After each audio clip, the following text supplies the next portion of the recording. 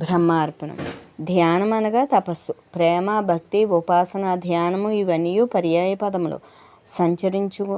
సంచరించుచున్నను, లోక వ్యవహారములందు నిమగ్నమై ఉన్నను, మనసు బ్రహ్మయందు లగ్నమై ఉండుదాన్ని ధ్యానం అంటారు.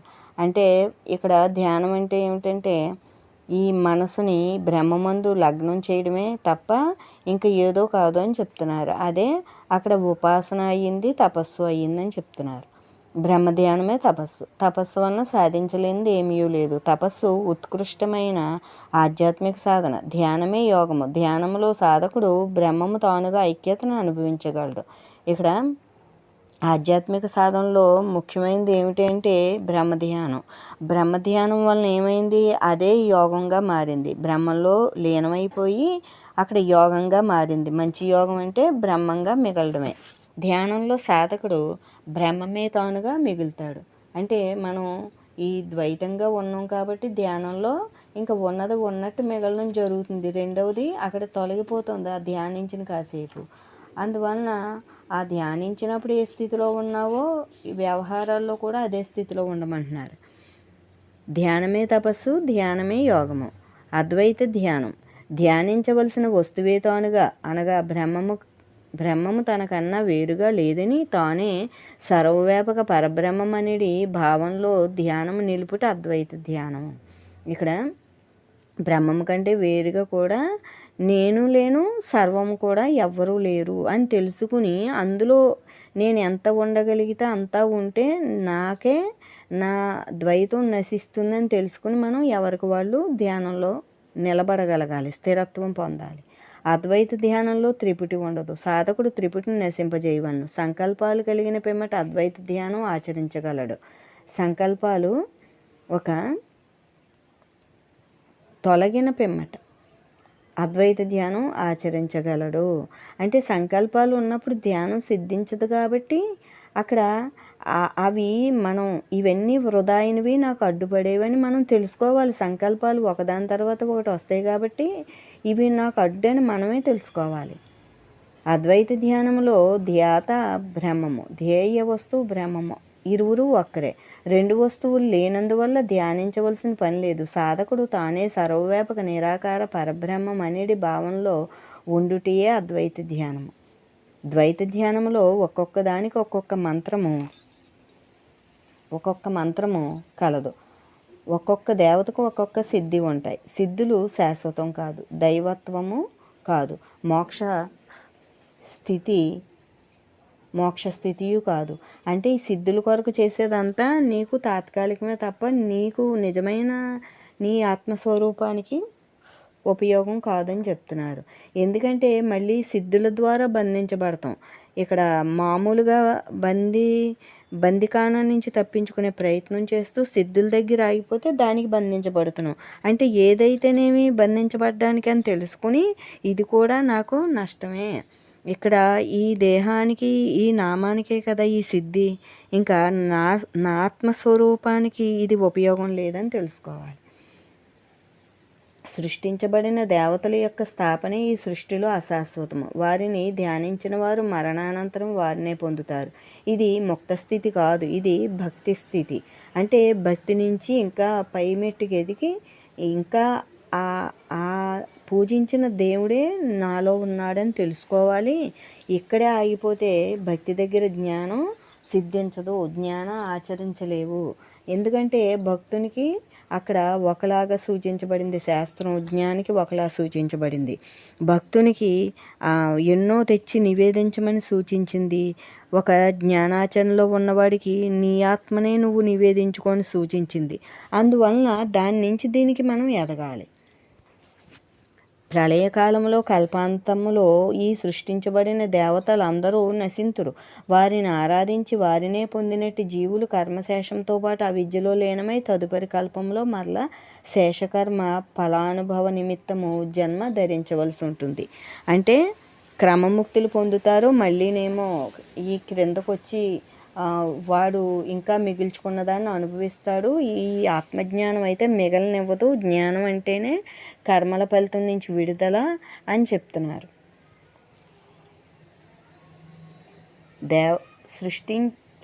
సృష్టించబడిన దేవతలను ఆరాధించి నందువలన కర్మరహిత జన్మరహిత స్థితి రాదు, అనగా మోక్షం రాదు. అంటే దేవతారాధన వలన కర్మ ఫలితం నశింపు జరగటం లేదు, కర్మ ఫలితం ఆపాదించబడుతుంది. అది పుణ్యంగా వచ్చినా కూడా, మంచిగా వచ్చినా కూడా నీకు బందీ అని చెప్తున్నారు. స్వర్గసుఖములు అనుభవింతురు, కానీ కర్మరాహిత్యం లభించదు. కావున శేషకర్మ ఫలానుభవ నిమిత్తం పునర్జన్మ తజ్జము. అంటే ఇవన్నీ కూడా నువ్వు చేసుకున్నవి ఈ పైన అనుభవించి మళ్ళీ క్రిందకి రాక తప్పదు అని చెప్తున్నారు. నేను బ్రహ్మముననేది ఆత్మతాదాప్యంలో మేల్కొనవలెను. తదనంతరం కూడా అట్టి ఆత్మ తాదాప్య స్థితి స్థిరంగా నిలుపుకోవాలి. అప్పుడే అది ముక్త స్థితి అవును. ఇక్కడ ఎప్పుడూ బ్రహ్మము నేను అనేది స్థితిలోనే ఉండాలి. మేలుకోవడం అంటే మనసు జగత్తుకేసి తిరిగి అది ఒక నిద్రపోయిన వాని వలె వాటినే చూస్తూ ఉంటుంది తప్ప సత్యాన్ని గ్రహించదు. మేలుకోవడం అంటే నేను ఆత్మనని ఎరుకులో ఉండడం. ధ్యాన సమయంలో బ్రహ్మతాదాప్యంలో ఉండి నేను బ్రహ్మంననేది స్పృహను కలిగి ఉండాలి. అప్పుడే మనోబుద్ధి చిత్తములను కూడా బ్రహ్మతాదాప్యంలోనికి లాగుకుని వాటిని అన్నింటితో కలిసి మొత్తం అంతఃకరణ బ్రహ్మంలో శాశ్వతంగా లయమొందును. అంతఃకరణ బ్రహ్మంలో విలీనం చెందుట వలన సాధకుడు జడత్వం కలిగినట్లయినా అది ముక్త స్థితి.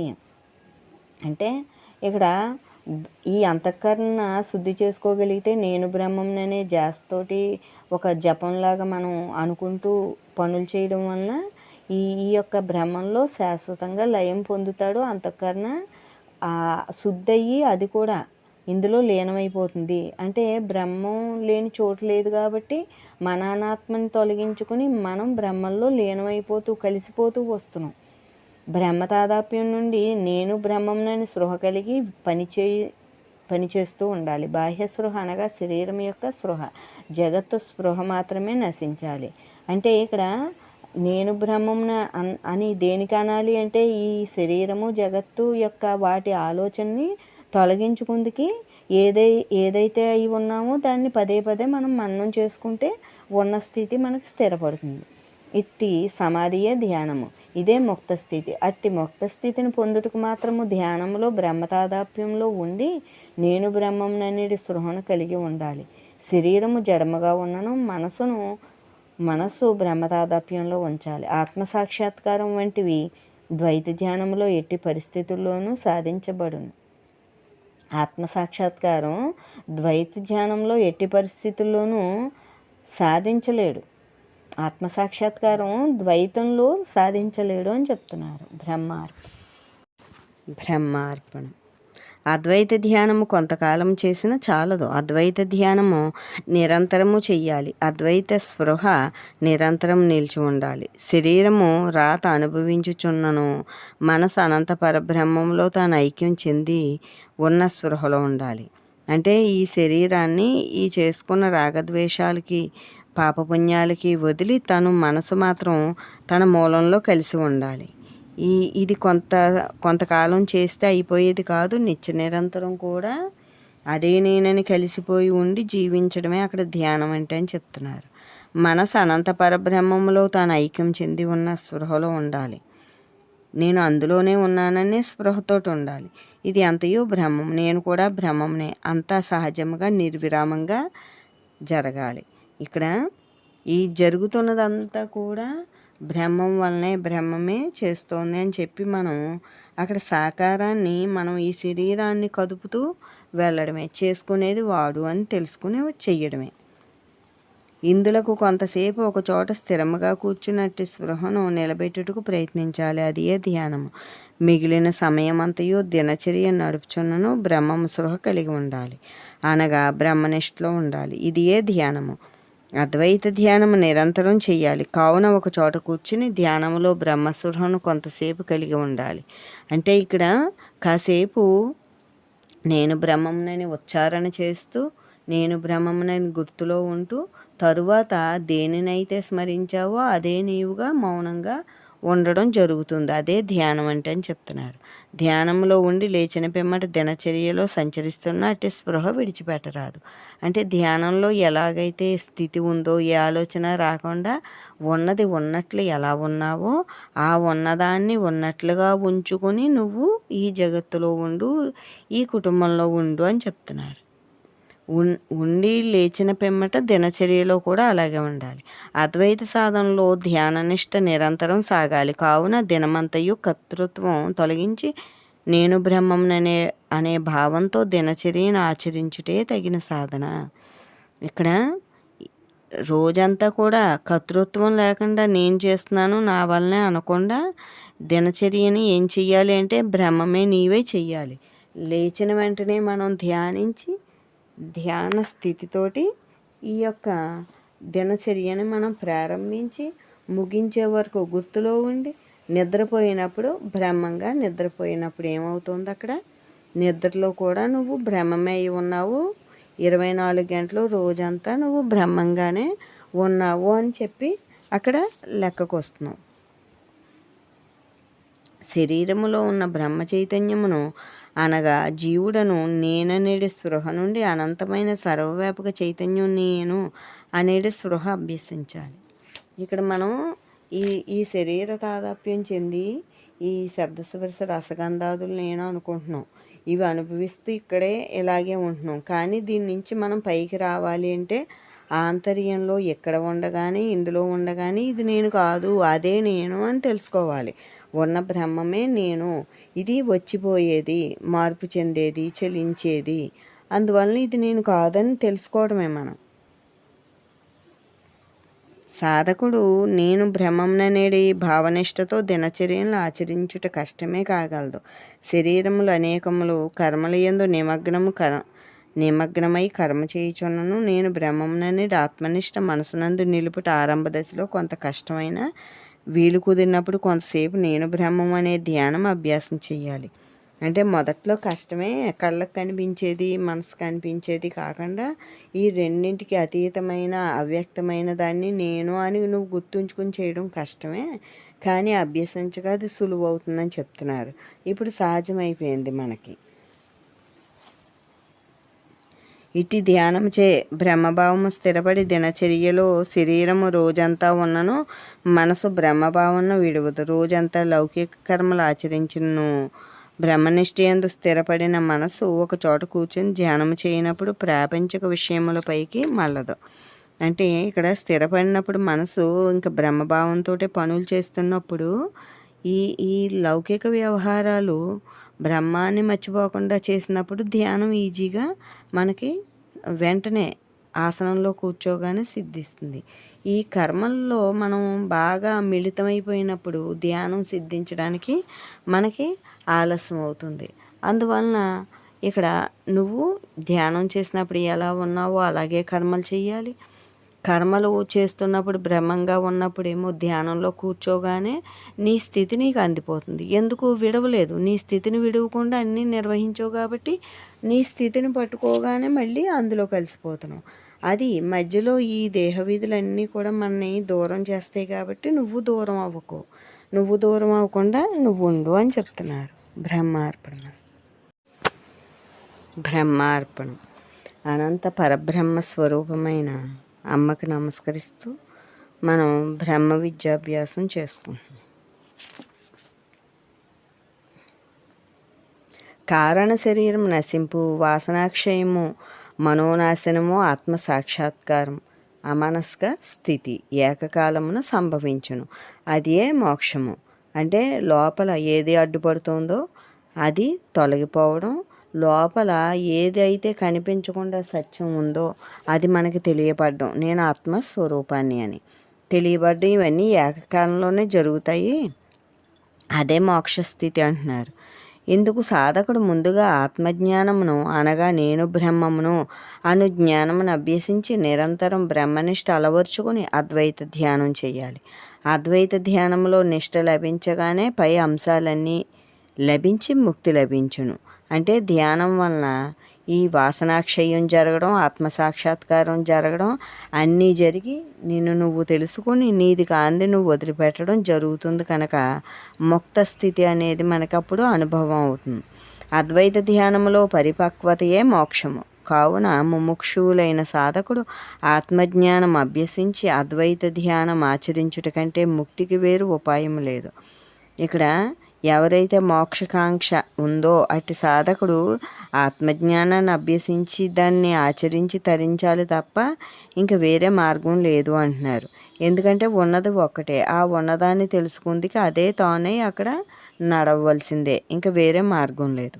సాధకుడు ద్వైత ధ్యాన ప్రక్రియలను విడువనంతకాలము ముక్తిని ఆశించుట హాస్యాస్పదము. అంటే వేరే ఏ సాధనాలను ఉపయోగించినప్పటికీ కూడా ద్వైతంగా, అంటే దేహం నేను కాదు నేను ఆత్మననే సత్యాన్ని తెలుసుకోకుండా ఎన్ని చేసినా కూడా అది ఉపయోగం లేదంటున్నారు. అద్వైత ధ్యానము జీవుడు దైవము కంటే వేరుగానున్న స్థితి ద్వైతము. తాను సర్వవ్యాపక పరబ్రహ్మ చైతన్యమనేటి స్పృహ నిర్విరామముగా కలిగి ఉండుటయే అద్వైత ధ్యానము. ఇక్కడ ధ్యానం అంటే ఆసనంలో కూర్చోవడం అనే మనం అనుకుంటాం, కానీ అద్వైత స్థితి నుంచి నువ్వు జీవుడిగా వీడిపోకుండా ఉన్నదంతా ధ్యాన స్థితే. అంటే మనం విధి నిర్వహణలు చేస్తున్న ధ్యాన స్థితిలో ఉన్నట్టు అవుతుంది. భగవంతుడు నిరాకారుడు, నిర్గుణుడు, ఇంద్రియ గోచరము కాని అనంతమైన శాశ్వతమైన చైతన్యం. దానినే బ్రహ్మం అంటారు. ఈ బ్రహ్మం యొక్క సృజనాత్మక శక్తియే మాయ. అంటే బ్రహ్మము ఈ జగత్తుని సృజించి శక్తినిచ్చి అది మనకి ఉపాధిగా ఇచ్చింది. ఆ ఉపాధిలో ఉంటూ బ్రతుకుతూ ఇది కల్పించిన వాడిని మనం తెలుసుకోవాలి తప్ప ఇదే నిజమని, ఈ కల్పనే నిజమని మనం భావిస్తాం. కాబట్టి మాయలో ఉన్నట్టయింది. మాయ త్రిగుణాత్మకము, జడము. మాయ అనగా కర్మఫలములతోటి చుట్టబడి ఉన్న జీవుల సముదాయం. మాయ యందు జీవులు తమ తమ కర్మలతో వాసనలతో ఐక్యము చెంది ఉన్నవి. మాయ అనంత పరబ్రహ్మంలో మధ్యలో ఒక వంతు భాగం ఆక్రమించుకొని ఉన్నది. ఇక్కడ క్రింది పాతాళ లోకాలు ఉన్నాయని చెప్తారు, పైన కొన్ని లోకాలు ఉన్నాయి. ఈ మధ్యన ఇక్కడ ఆవరించి ఉంది, అందులో మనం ఉన్నాం. ఈ కనిపించేదే, కంటికి కనిపించేది, మనకు ఉపయోగపడేది ఇదంతా సత్యం అనుకుంటున్నాం, కానీ ఉపయోగించుకో కనిపించే సత్యం కాదు. దీన్ని ఒక శక్తిని ఇస్తూ ఆధారమై ఉన్నదే బ్రహ్మమే సత్యము అని మనం తెలుసుకోవాలి. సాధకుడు సత్యాన్ని సత్యంగా గ్రహిస్తాడు, అందుకు వాడు ఈ మాయ జగత్తు నుంచి విడుదలవుతున్నాడు. పరబ్రహ్మంలో మధ్యలో ఒక వంతు భాగం ఆక్రమించుకుని ఉంది. మాయ రూపాంతరం చెంది జగత్తుగా మార్పు చెందింది. జీవులన్నింటికీ లోకంలో శరీరం ఇవ్వబడినవి. ఇక్కడ ఏ జీవుడికి ఏ లోకం ఇవ్వాలి, పాపం చేసిన వాడికి ఏమిటి, పుణ్యం చేసిన వాడికి ఏమిటి, మానవాకృతికి ఏమిటి, ఇంకా ఒక చిన్న చిన్న కీటకాదులు ఉంటాయి, వాళ్ళకి ఏ లోకం అనేది ఇక్కడ చేసుకున్న పుణ్యపాపాల వలన దానికి అదే జరిగిపోతూ ఉంటుంది. జగత్తును చుట్టుకొని బ్రహ్మము అనంతముగా ఆవరించి ఉన్నది. జగత్తులో ఉన్న జీవులు కూడా పరబ్రహ్మం యొక్క అంశయే. కానీ పరబ్రహ్మ చైతన్యం జగత్తులో ఉన్నప్పుడు త్రిగుణాలతో అవిద్యతో ఆవరించబడింది. అంటే ఇక్కడ అంతటా బ్రహ్మం ఉన్నను అవిద్యతే ఆవరించబడింది. కాబట్టి అవిద్యను తొలగించుకుంటున్నాం మనం. అవిద్యావరణములకు బద్ధుడై జీవుడు అనేక జన్మలు ఎత్తుతున్నాడు. 14 లోకాల యందు తిరుగుతూ దుఃఖమును అనుభవించున్నాడు. ఇక్కడ ఈ 14 లోకాలు ఎందుకు తిరుగుతున్నాడు అంటే నేను ఆత్మనని తెలుసుకోలేదు కాబట్టి, తెలుసుకొని తనను తాను గుర్తించి తను తానుగా జీవించే వరకు తిరగడం తప్పదు. జగత్తు చుట్టూను ఆవరించుకొని ఉన్న పరబ్రహ్మ చైతన్యము జీవుని వలె శరీరము ధరించి జగత్తులోనికి వచ్చి అవతారములు ధరించి జీవులను ఉద్ధరించుచుండును. పరబ్రహ్మ చైతన్యం ఏమైంది అక్కడ, ఈ శరీరం ధరించి ఈ జగత్తులోకి అవతారాల్లాగా రావడం జరిగింది. అందుకే అక్కడ మహావిష్ణువు అవతారాలు ఎత్తాడని మనకు తెలుసు. అమ్మ బ్రహ్మమై ఉండి కూడా నిరాకారమై ఉండి కూడా ఈ సాకారంగా మనకి సద్గురువుగా రావడం జరిగింది. ఎందుకంటే అది జీవుల్ని ఉద్ధరించడానికి. మాయ బ్రహ్మము కన్నా వేరు కాదు, మాయ కూడా బ్రహ్మమే. మాయ కూడా బ్రహ్మమే. కావున మాయతో తయారైన సృష్టి కూడా బ్రహ్మమే. ఇక్కడ మనకి ముందు సృష్టి అంతా మాయని తెలియజేసి దాని ఆధారం బ్రహ్మమని మనని గుర్తించేలా చేసి చివరికి దాని చేత నడిపించబడుతూ దాని ఆధారంతో ఉన్నప్పుడు సృష్టి కూడా బ్రహ్మమే కదా అని మనం తెలుసుకునేలా చేస్తున్నారు అమ్మ. ఉన్న ప్రతి అణువు బ్రహ్మమే అనగా సమస్త ప్రాణులు దేహములు జగత్తునందలి ప్రతి వస్తువు కూడా ఈ పంచభూతముల యందలి సమస్త అణువులు బ్రహ్మమే. అంటే మనకి వేరువేరుగా కనిపిస్తుంది. పంచభూతాలు అంటాం, ప్రకృతి అంటాం, ఈ వివిధ జీవరాశులుగా మనం చూస్తాం కాబట్టి అంతా బ్రహ్మమయంగా చూడమంటున్నారు. అన్నీ బ్రహ్మాధారంతో ఉన్నాయి. ఏ నామరూపాల గురించి నీకెందుకు, నువ్వు ఎక్కడ ఏ పని ఉందో దాన్ని గూర్చి ఆ పని చేసుకుని నువ్వు మళ్ళీ అక్కడ నీతో నువ్వు ఉండడమే. ప్రాణుల దేహములందు లోపలున్న జీవుడు సాక్షాత్తు పరబ్రహ్మ చైతన్యమే. సృష్టి అంతర్యామిగానున్న చైతన్యమంతయు బ్రహ్మమే. ఈ సృష్టికి ఆంతర్యాన దాగి ఉంది శక్తినిస్తూ, అదంతా కూడా బ్రహ్మమే అయి ఉంది. బ్రహ్మం యొక్క లక్షణం ఏమిటంటే అవ్యక్తంగా ఉంటూ శక్తినివ్వడమే. ఈ శక్తి తీసుకుని ఏమైంది, ఈ జీవుడు నేనన్నాడు. వాడికి తెలియలేదు, ఎవరికి కూడా తన లోపలున్న చైతన్య శక్తి భగవంతుడి అంశని తెలియలేదు. ఇప్పుడు జ్ఞానం చేత మనం తెలుసుకుంటున్నాం. సృష్టి అంతయు బ్రహ్మమే. సృష్టి చుట్టూ ఆవరించి ఉన్నది కూడా బ్రహ్మమే. ఉన్నదంతయు బ్రహ్మమే, రెండో వస్తువు లేదు. సాధకుడు బ్రహ్మమే. బ్రహ్మము తప్ప వేరే అణువు ఉండుటకు అవకాశం లేదు. ఉన్నదంతా అదే అయినప్పుడు మనం తెలుసుకుంటున్నాం ఇక్కడ బ్రహ్మం కన్నా ఇంకేమీ లేదు, ఈ ఉన్నదంతా బ్రహ్మమే అయి ఉంది, బ్రహ్మంలోనే ఉంది, బ్రహ్మాధారంతో ఉందని సత్యాన్ని తెలుసుకుంటూ గ్రహిస్తూ జీవిస్తున్నాం మనం. అంతే తప్ప ఇక్కడ ఈ వివిధ రకాలుగా ఉన్నదంతా కూడా ఏమీ లేదు. అక్కడ ఉన్నది బ్రహ్మమే అని తెలుసుకోవడమే మన పని. సృష్టి అంతయు బ్రహ్మమే. సృష్టి చుట్టూ ఆవరించి ఉన్నది కూడా బ్రహ్మమే. సృష్టి వ్యక్త బ్రహ్మము, చెలించే బ్రహ్మము, ఇంద్రియ గోచరమైన బ్రహ్మము, స్థూల బ్రహ్మము చుట్టూను ఆక్రమించుకుని సృష్టిగా పరిణమించని 3 పాదములు పరబ్రహ్మము. వ్యక్తి బ్రహ్మము, చెలించని బ్రహ్మము, ఇంద్రియ గోచరము కాని బ్రహ్మము. అంటే ఒక వంతే, ఇంత మనం ఎంతో ఉంది అనుకున్న ఈ జగత్తు ఒక వంతే, 3 వంతులు ఇంకా బ్రహ్మంగా మహాశక్తివంతమై ఉంది. అది మనం, ఇది మనం కాదు. సాధకుడు అనంత పరబ్రహ్మంలో ఇసుక రేణువులు సముద్రంలో నీటి బిందువుల వలెను తాను బ్రహ్మమై బ్రహ్మంలో ఐక్యం చెందే ఉన్నాడు. ఈ సముద్రం కన్నా బిందువులు ఎలా వేరు కాదో, ఇసుక రేణువులు ఎలా వేరుగా లేవో, అన్నీ కలిపి ఉంటేనే బ్రహ్మము, అన్నీ కలిపి ఉంటేనే సముద్రం, అన్నీ కలిపి ఉంటేనే ఇసుక అని ఎలా అంటున్నామో, ఈ జీవుల జగత్తు ఈ సముదాయం అంతా కూడా బ్రహ్మమే. మనం వేరు అనుకున్నాం తప్ప భగవంతుడు తానుగా ఉన్నాడు. కానీ భగవంతుడిలోంచి వచ్చిన మనం నీటి బిందువు అంత మనం నేను అనుకున్నాం. మనం ఒకే ఒక పరబ్రహ్మ చైతన్యమై ఉంది. ఆ చైతన్యమే 3 వంతులు నామరూపాలు లేనిదిగా ఒక వంతు నామరూపం కలిగి ఉన్నది. 3 వంతులు అంతా కూడా ఖాళీ అయి ఉంది, బ్రహ్మశక్తితో ఉంది. ఒక వంతు మాత్రమే ఇదంతా కూడా జగత్తు, ఈ పంచభూతాలు, ప్రకృతి. కావున అద్వైతమని అంటారు. ఇటు భావనలన్నీ అద్వైత సాధకుని అనగా తనలో ఉండాలి. అదియే జ్ఞానము. అంటే ఇక్కడ ఈ భావాలన్నీ కూడా, ఈ సత్యాలన్నీ కూడా వాళ్ళ లోపల ఉండాలి. అదే అద్వైత స్థితి అంటున్నారు. తాను పొందుటకు తనకంటే వేరుగా ఏం లేదని, తానే పరబ్రహ్మ స్వరూపం అనే స్పృహ నిరంతరం కలిగి ఉండాలి. అట్టి స్పృహ తెలిసినంత మాత్రమే చాలదు. అంటే పరబ్రహ్మ స్వరూపం నేను, అంతటా అదే ఉందని స్పృహ కలిగి ఉండడం తరువాత ఇంకా అది సరిపోదు. అందులో కలిసి అదే నీవై ఉండి ఇంకా మళ్ళీ చెలించకుండా ఉండాలి. అంటే ముక్త స్థితిని వదిలిపెట్టకూడదు. నేను బ్రహ్మంనని భావనను నిరంతరం మననం చేసుకొనగా దృఢపడను. అట్టి స్పృహ దృఢపట్టుకు చేయు ప్రయత్నమే మననమే అద్వైత ధ్యానం. అంటే అదే నీవైపోవుటకు దాని మీదే దృష్టి పెట్టడమే ధ్యానం లెక్క అయ్యింది బ్రహ్మ.